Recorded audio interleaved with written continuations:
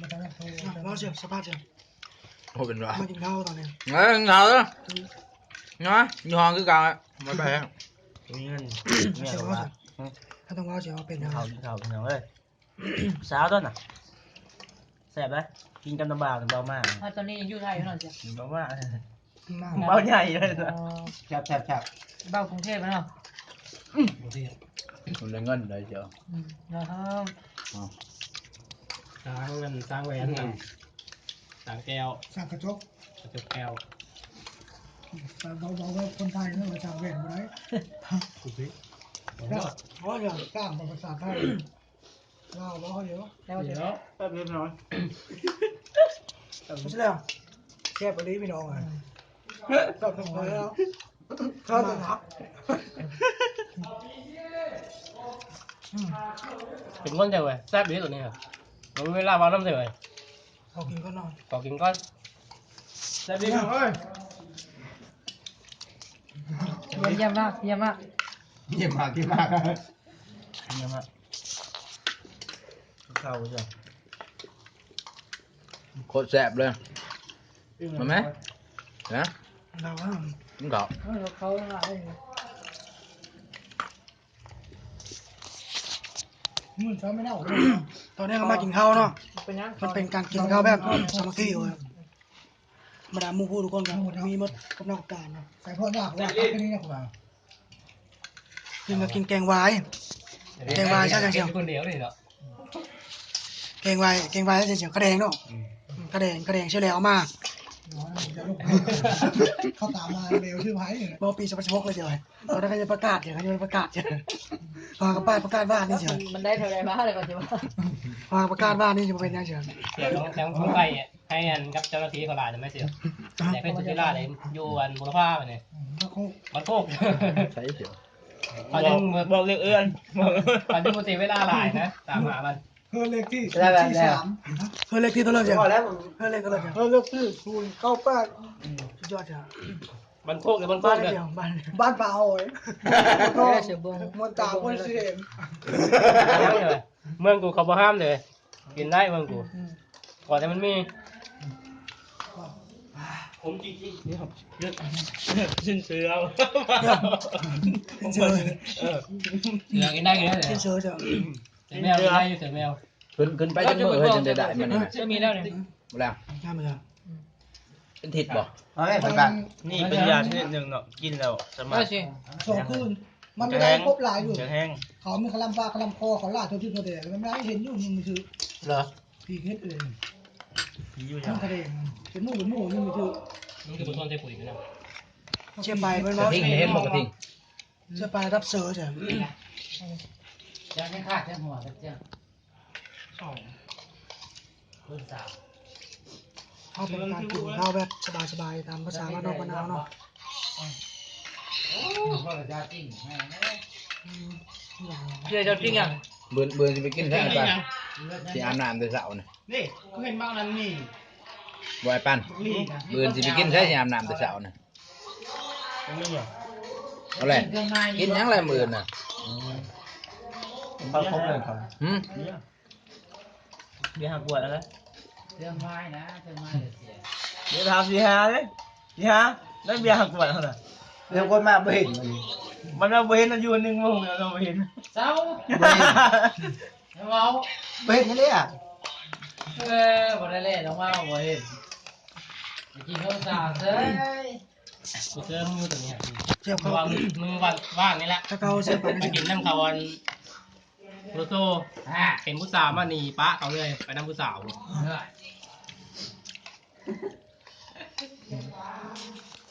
มาเชียร์ชุดจับให้กันได้เชียร์กินข้าวก็ได้เชียร์ เพื่อไปกินข้าวเห็นโรโซเอามาไปได้หนีน้ำผู้สาว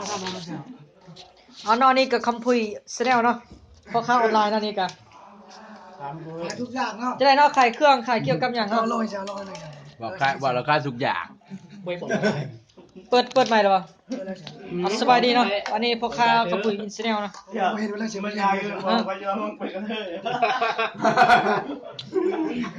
พอค้าขายเครื่องออนไลน์ น่าเชียร์ ราคาคนสวย ว่าเป็นรวยบอล เพราะอะไรเชียว ข้าเคยแย่กันคนพวกข้าลอกมาเลยผมขับดีนะมันเป็นจน